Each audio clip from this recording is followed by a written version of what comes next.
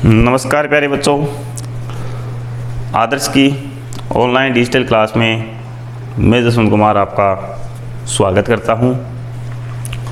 तो बच्चों, कक्षा 7 में हमारा जो पीछे का अध्याय था वो कंप्लीट हो गया था। अब आज हम कक्षा 7 का नेक्स्ट चैप्टर स्टार्ट करते हैं, जिसमें हम दिल्ली के सुल्तानों के बारे में पढ़ेंगे कि दिल्ली में किन किन का शासन रहा था। मैंने आपको पिछले अध्याय में जब मोहम्मद गोरी के बारे में चर्चा की थी, मैंने आपको बताया भी था कि भारत में दिल्ली सल्तनत की बात करते हैं तो दिल्ली सल्तनत में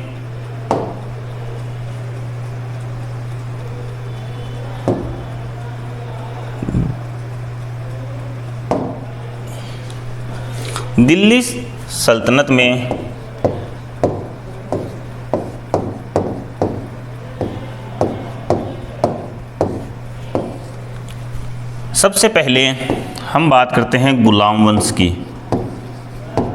किसकी बात करते हैं?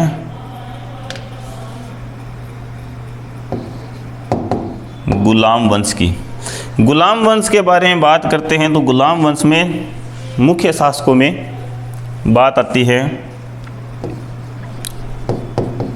कुतुबुद्दीन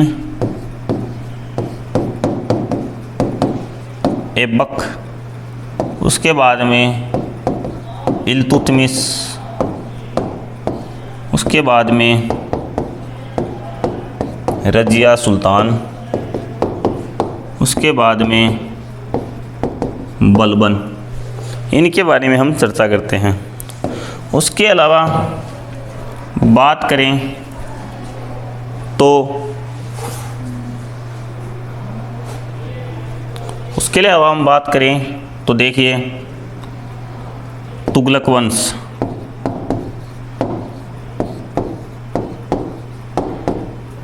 ठीक है ना। तुगलक वंश के बाद में बात करते हैं तो हमारे आता है खिलजी वंश,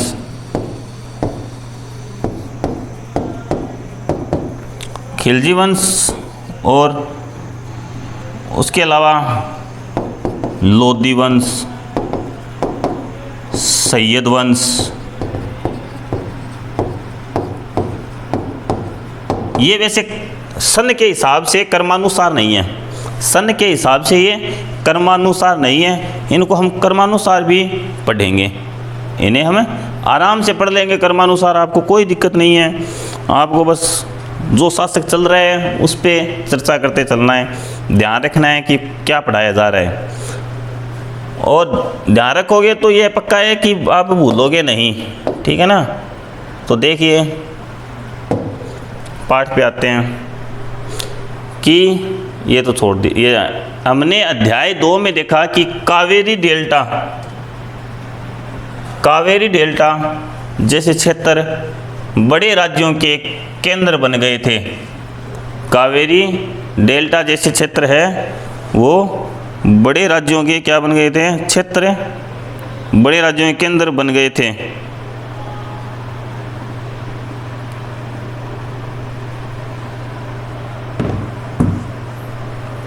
आगे क्या आपने गौर किया कि अध्याय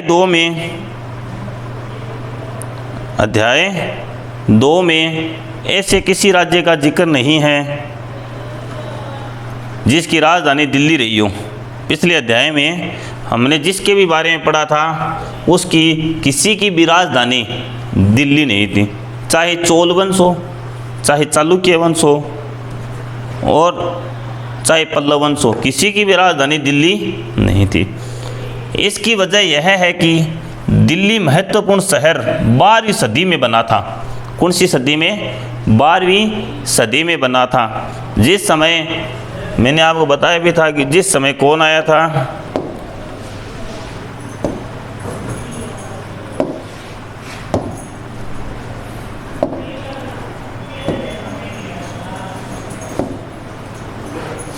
जिस समय कौन सा शासन था? गुलाम वंश था। उस समय क्या हुआ था? दिल्ली को क्या बनाया गया था? सर्वप्रथम राजधानी बनाया गया था। ठीक है ना। सबसे पहले राजधानी कब बनाया गया था? कुतुबुद्दीन ऐबक के समय दिल्ली को क्या बनाया गया था? राजधानी। गुलाम वंश के समय 12वीं सदी में बनाया गया था सबसे पहले।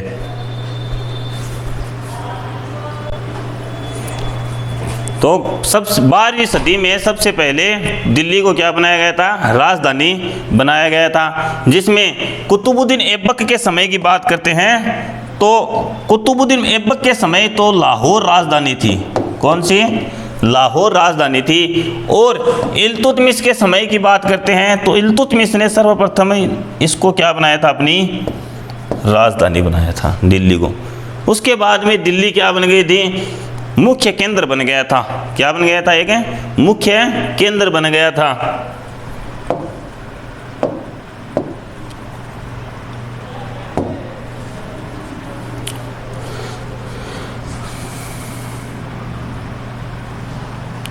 देखिए आगे तालिका 1 पर नजर डालिए। पहल तोमर राजपूत के काल में, राजपूतों के काल में दिल्ली किस साम्राज्य की राजधानी बनी? कौन से?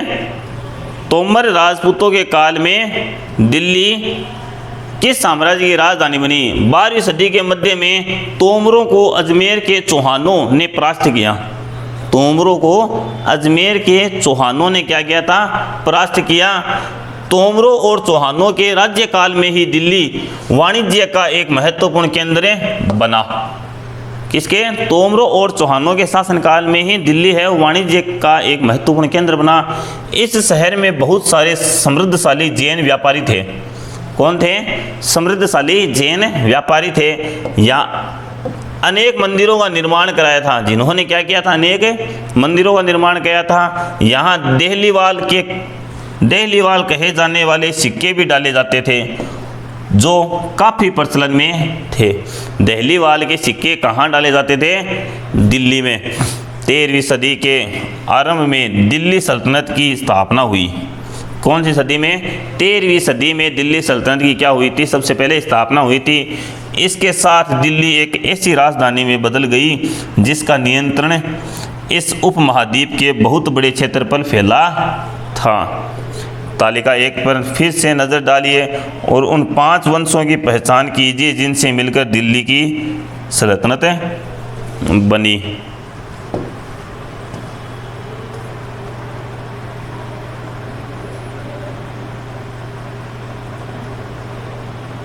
ये देखिए चित्रों को।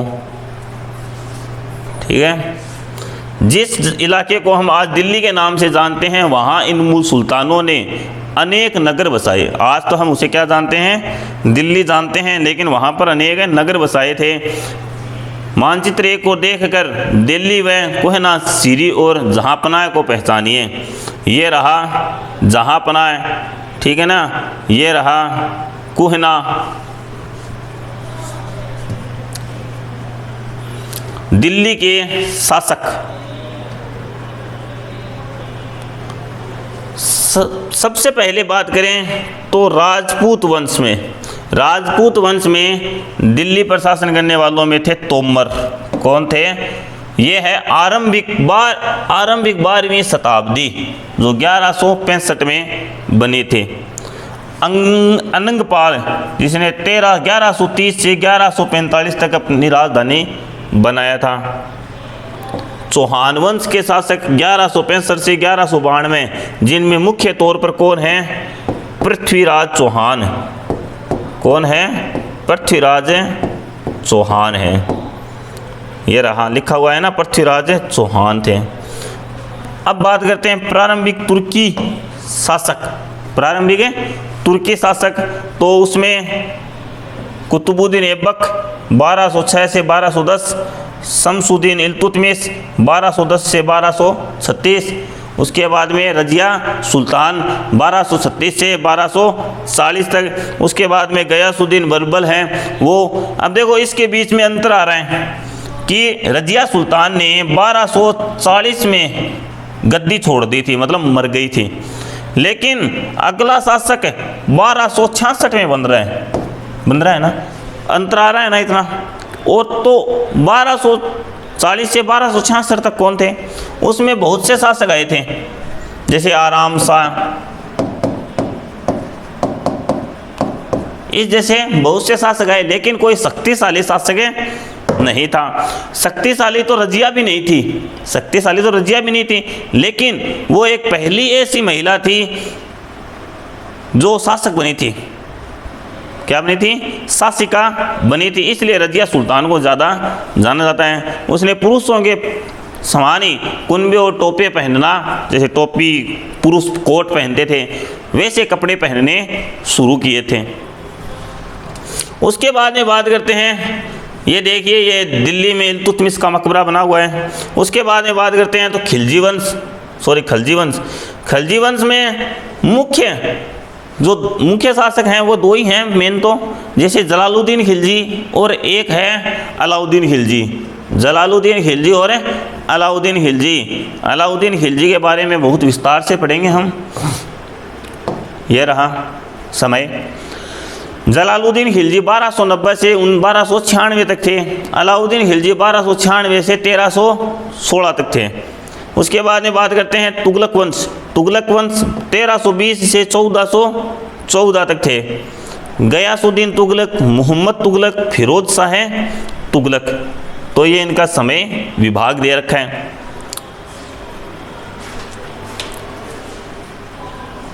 ये देखिए अलाई दरवाज़ा। उसके बाद में बात करेंगे सैयद वंश की। सैयद वंश में 1414 से 1451 तक शासन रहा था सैयद वंश का। कितने वर्ष चला था ये चला था लगभग 37 वर्ष तक। कौन सा? सैयद वंश। इसमें एक मुख्य था जो था खिज्र खां।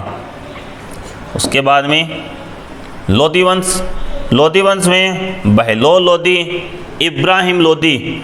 तो बहलोल लोधी है वो 1451 से 1489 तक शासन करता है। उसके बाद में बात करते हैं तो उसके बाद में आ जाता है इब्राहिम लोधी।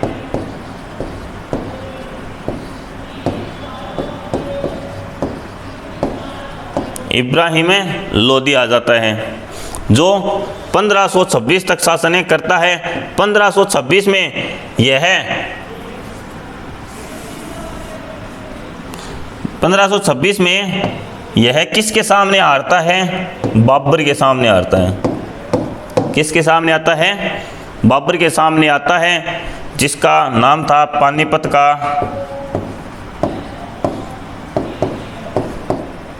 प्रथम युद्ध,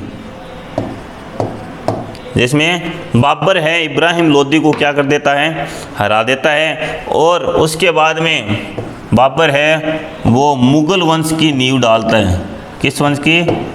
मुगल वंश की भारत में नींव डालता है। ठीक है।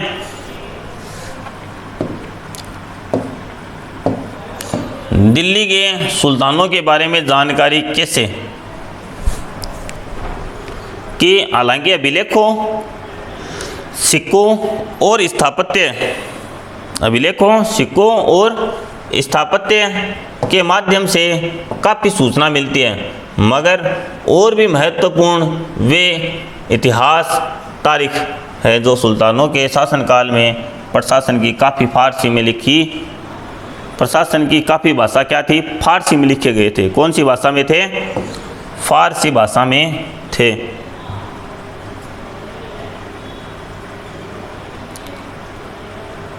ये याद रखना है आपको बात को कि तारीख के लेखक सचिव, प्रशासक, कवि और दरबारियों जैसे सुशिक्षित व्यक्ति होते थे जो घटनाओं का वर्णन भी करते थे और शासकों को प्रशासन संबंधी सलाह भी देते थे। जो ये लेखक थे इनके, वो सब हैं, वो सचिव, प्रशासक, कवि और दरबारी हुआ करते थे। ये शासन में भी सहायता करते थे, शासन में भी सहायता करते थे और इनको सलाह भी देते थे। ठीक है, वे न्याय संगत शासन के महत्व पर बल देते थे कि ऐसा न्याय होना चाहिए जिसमें क्या हो, अच्छा न्याय हो, न्याय दिया जाए जिसमें। न्याय चक्कर 13वीं सदी के इतिहासकार फ़क्र ए मुदब्बिर ने लिखा था, राजा का काम सैनिकों के बिना नहीं चल सकता। राजा का काम है सैनिकों के बिना नहीं चल सकता। सैनिक वेतन के बिना नहीं जी सकते। सैनिकों का काम वेतन के बिना नहीं जी सकता, तो सैनिक है वेतन के बिना नहीं जी सकते। वेतन आता है किसानों से एकत्रित किए गए राजस्व से। वेतन कहाँ से आएगा? किसानों से जो राजस्व एकत्र किया है, कर एकत्र किया, वहाँ से क्या आता है? तनख्वाह आती है। मगर किसान भी राजस्व तभी चुका सकेगा जब वे खुशहाल और प्रसन्न हों। किसान कब चुका सकता है? एक कृषक है, वो धन कब चुका सकता है, राजस्व कब चुका सकता है? जब खेती अच्छी हुई होती है, तभी वो चुका पाएगा। ऐसा तभी हो सकता है जब राजा न्याय और ईमानदार प्रशासक को बढ़ावा दे। जब राजा न्याय और ईमानदार प्रशासन को क्या दे? बढ़ावा दे। एक अच्छी न्याय व्यवस्था हो, प्रशासनिक सुधार अच्छे हों, वहाँ क्या होता है? किसान क्या रहता है? खुशहाल रहता है, संपन्न रहता है।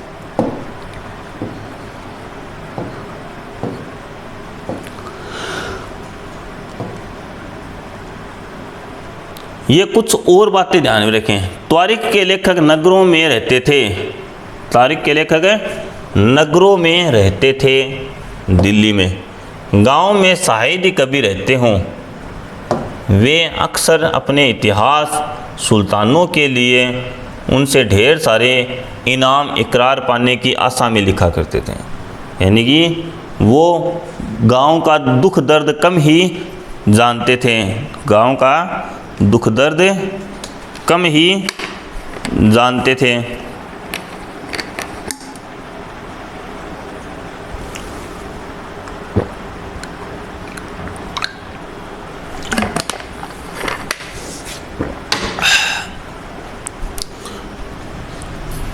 अब वो जो किताब में ये लिखते थे, वो किस प्रकार लिखते थे?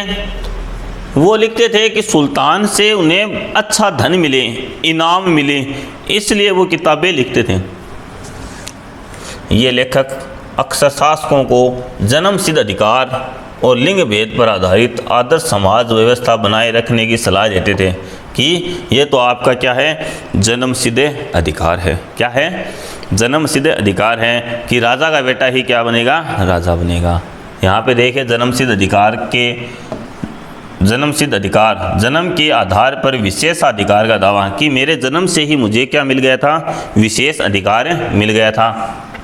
उदाहरण के लिए लोग मानते थे कि कुलीन व्यक्तियों को कुछ खास परिवारों में जन्म लेने के कारण शासन करने में अधिकार विरासत में मिलता है।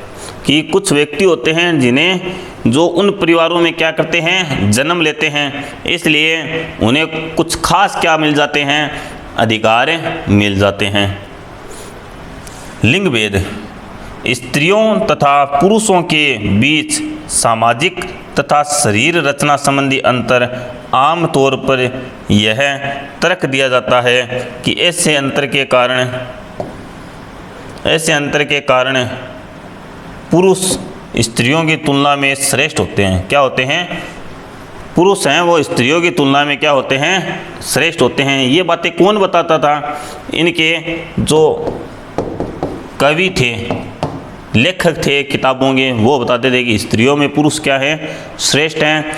और राजा का बेटा ही क्या बनेगा? राजा बनेगा। उसे जन्म से ही क्या मिल जाता है? अधिकार मिल जाता है। ठीक है। तो उनके विचारों से सारे लोग सहमत नहीं होते थे। सन 1236 में सुल्तान इल्तुतमिश की बेटी रजिया सिंहासन पर बैठी। मैंने आपको बताया भी था ना कि रजिया सुल्तान वो इल्तुतमिश की क्या थी, बेटी थी, और वह गद्दी पर बैठी थी। वह पहली महिला थी जिसने दिल्ली सल्तनत पर शासन किया था। उस युग के इतिहासकार मिनहाज ए सिराज ने स्वीकार किया है कि वह अपने सभी भाइयों से अधिक योग्य और सक्षम थी। कौन कह रहा है ये? कौन कह रहा है? मिनहाज ए सिराज, इतिहासकार है एक मिनहाज ए सिराज। उसने कहा है कि रजिया सुल्तान है वो अपने सभी भाइयों में क्या है, सर्वश्रेष्ठ सक्षम है, लेकिन फिर भी वह एक रानी के शासक के रूप में मान्यता नहीं दे पा रहा था। यानी कि वहाँ का जो क्षेत्र था वो एक रानी को शासन कर सके ऐसी मान्यता नहीं दे रहा था। दरबारी जन भी उसके स्वतंत्र रूप से शासन करने की कोशिशों से प्रसन्न नहीं थे। जो वहाँ पे सामंत थे, दरबारी थे, अमीर वर्ग था, ये सब है वो रजिया सुल्तान से नाखुश थे। सन 1240 में उसे सिंहासन से हटा दिया गया था। कब? और उसके बाद में जो शासक बना था 1266 में, जो बहुत बड़ा शासक था जिसे हम बलबन कहते हैं, जिसका दूसरा नाम था उलुग खां। क्या नाम था? दूसरा नाम है उलुग खां नाम था उस शासक का नाम। ठीक है। रजिया के बारे में मिनहाज ए सिराज के विचार क्या कहते हैं? मिनहाज ए सिराज क्या कह रहा है? देखिए कि मिनहाज ए सिराज का सोचना था कि ईश्वर ने जो आदर्श समाज व्यवस्था बनाई है उसके अनुसार स्त्रियों को पुरुषों के अधीन होना चाहिए, स्त्रियों को पुरुषों के अधीन होना चाहिए, और रानी का शासन इस व्यवस्था के विरुद्ध जाता था। रानी का शासन इस व्यवस्था के विरुद्ध जाता था। इसलिए वह पूछता है, खुदा की रचना के खाते में उसका ब्यौरा चूंकि मर्दों की सूची में नहीं आता। किसका? हम किसकी बात करें? रजिया की। कि रजिया का दर्जा है वो मर्दों की सूची में नहीं आता है, इसलिए इतनी शानदार खूबियों से भी उसे आखिर हासिल क्या हुआ? मतलब उसके पास बहुत शानदार ताकत थी, उसके पास अच्छा दिमाग था, युद्ध कौशल में वो निपुण थी, युद्ध कला में क्या थी? वो निपुण थी, अपने सभी भाइयों में क्या थी? सर्वश्रेष्ठ थी, सक्षम थी। रजिया ने अपने अभिलेखों और सिक्कों पर अंकित करवाया कि वह सुल्तान इल्तुतमिश की बेटी थी। उसने क्या लिखवाया? कि वह सुल्तान इल्तुतमिश की बेटी थी। आधुनिक आंध्र प्रदेश के वारंगल क्षेत्र में किसी समय काकतीय वंश का राज्य था। किसका? काकतीय वंश का। कहाँ पर? आधुनिक आंध्र प्रदेश में।